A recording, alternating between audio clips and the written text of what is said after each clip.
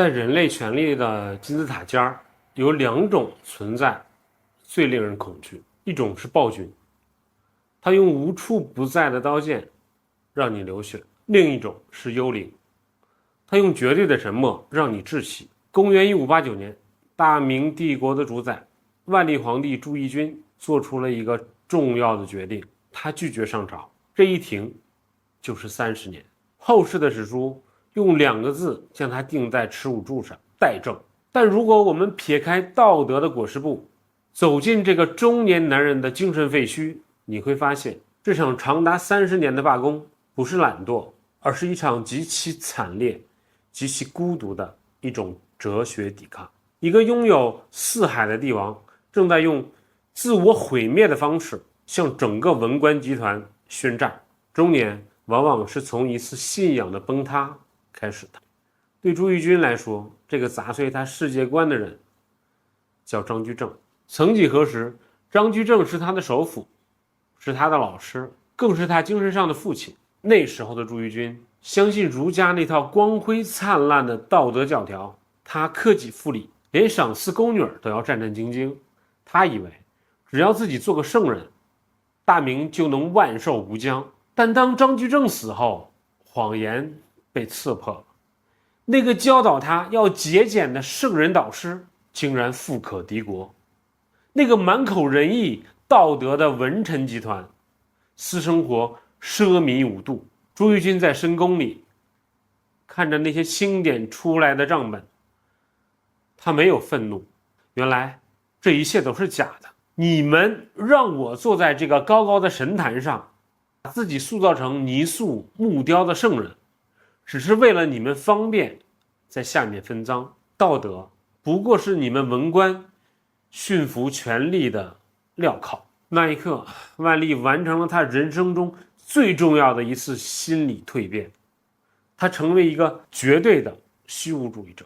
既然圣人是假的，帝国是假的，那么我为何还要做你们的提线木偶？脱下龙袍，他发现自己一无所有，他决定要为自己活一次。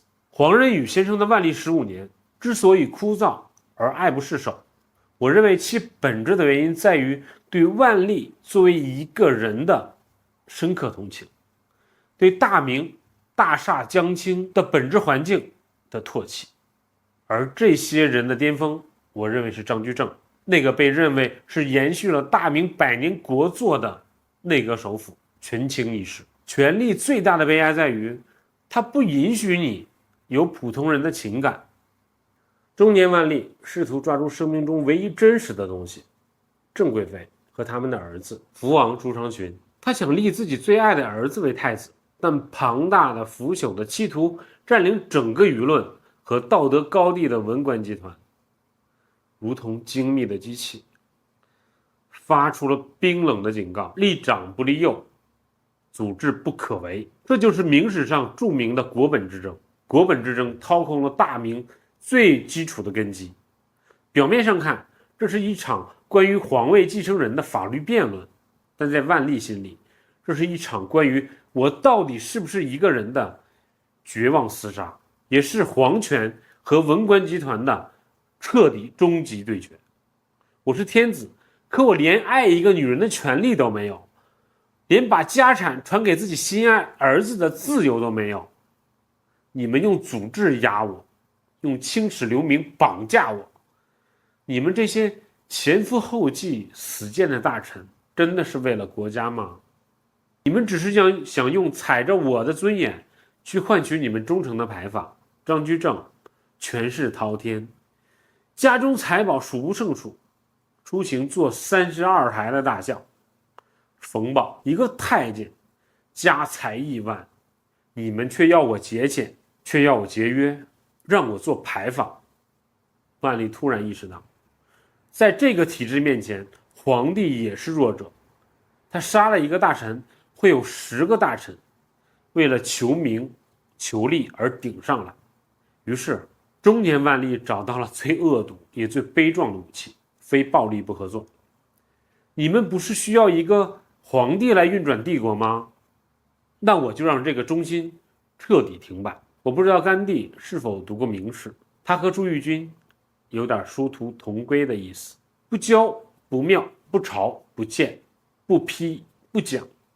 他用30年的时间把自己变成了一个活死人，以此来嘲笑这个庞大帝国的荒诞，这是一种同归于尽的报复。但如果你认为万历只是一个躲在被窝里哭泣的懦夫，那就太小看这位大明的主人明神宗朱翊钧了。在矿工的岁月里，他依然是这片东亚大陆上最恐怖的幽灵。公元1592年，日本丰臣秀吉入侵朝鲜，兵锋直指大明，万历3大征拉开帷幕。我厌恶你们的繁文缛节，但我知道权力的本质是刀剑。你们以为我瞎了聋了？不，我就像盘踞在网中央的毒蜘蛛，我闭着眼睛也能感受到每一根蛛丝的震颤。战争赢了，万历用一种近乎炫耀的方式证明了一件事儿：不需要你们文官集团的狗屁道德，不需要你们那些虚伪的朝令，我朱翊钧只要动动手指，依然能粉碎万里之外的敌国。这场胜利是他对整个文官体系的终极蔑视。他证明了自己有能力，他也证明了那些天天逼他上朝的大臣不过是一群废物。天才的证明却无法挽救精神的枯萎。赢了战争又如何？他依然无法立自己心爱的儿子为太子。在那场长达15年的国本之争里，他最终还是妥协了。他把皇位传给了长子朱常洛，他战胜了外敌，却永远困在了名为大明的牢笼里。公元1620年，58岁的万历皇帝朱翊钧终于迎来了他渴望已久的解脱。他的一生是极度拥有与极度匮乏的荒诞结合。他看透了帝制权力的虚伪，看透了官僚机器的吃人本质，但他无处可逃。他用中年的堕落与怠政写下了一首关于帝国毁灭的倒计时挽歌。他惩罚了文官，惩罚了帝国，也惩罚了自己，更惩罚了自己的子孙。当后人打开他的定陵，发现他的尸骨蜷缩着，呈现出一种痛苦而怪异的姿态，也许在生命的最后一刻，这位大明帝国最长情的罢工者终于做回了一个普通人。而在他死后不到30年，他所厌恶、所报复、所维系的那个庞大帝国，也在轰鸣中走向了彻底的毁灭。有一件事儿，万历皇帝做的极为认真。从22岁起，他就开始为自己修建陵墓定陵。他多次亲自前往查看进度，对规格、布局、陪葬器物亲力亲为。当大臣们为国事争吵的面红耳赤的时候，他在想的或许是地宫里那道石门的弧度是否合适。很多人觉得这很荒诞，一个正值壮年的人痴迷于自己的墓穴，但我觉得这里藏着万历最深的心理密码。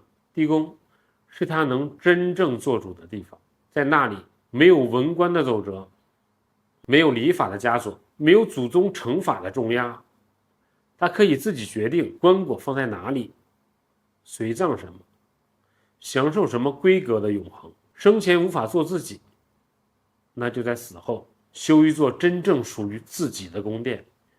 这是一种悲哀，还是一种乐观？我想两者都是。海德格尔说，向死而生，真正理解死亡，才能真正理解活着的意义。这句话我与诸君共勉，与屏幕前的孤独灵魂相视而笑。也许万历在凝视那座地宫的时候，比任何时候都更清醒地知道，他活着是为了那一套秩序，他死去才能第一次真正的属于自己。公元1620年，明神宗万历皇帝朱翊钧驾崩，在位48年，是大明朝在位时间最长的皇帝。他亲历了张居正的辉煌与覆灭，亲历了国本之争的漫长消耗，亲历了万历3大征的短暂荣光，也亲历了自己一点一点的从一个雄心勃勃的少年天子变成一个在深宫中沉默枯坐的中年人。黄仁宇先生在万历15年的结尾写道：当一个人口众多的国家，个人行动全凭儒家简单粗浅而又无法固定的原则所左右，而法律又缺乏创造性，则其社会发展的程度必然受到限制。即便是宗旨善良，也不能补救这种缺陷。万历，我想不是一个坏皇帝，但他生在了一个不允许他做人的位置上。那套秩序需要的是一个符号，一个仪式，一个橡皮图章，一副假面，而不是一个有欲望、有偏爱、会疲倦、会愤怒的真实的人。而当一个人发现自己的存在仅仅是为了成全一套制度的时候，他能做什么呢？他关上了门，他走进了沉默，他开始修建那座只属于自己的地下宫殿。历史总是习惯审判帝王，但有时候我更想问的是，那个困在金色囚笼里的中年男人，他还好吗？万历者立万劫而不化，或许不是不化，而是无处可化。你好，我是一和，我们下期见。如果你对万历皇帝或者大明的运转机制感兴趣，我强烈推荐你去细读黄仁宇先生的《万历15年》。